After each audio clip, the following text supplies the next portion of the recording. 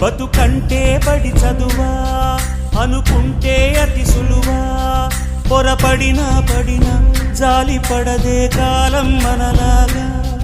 ఒక నిమిషం కూడా ఆగిపోదే నువ్వు వచ్చేదాకా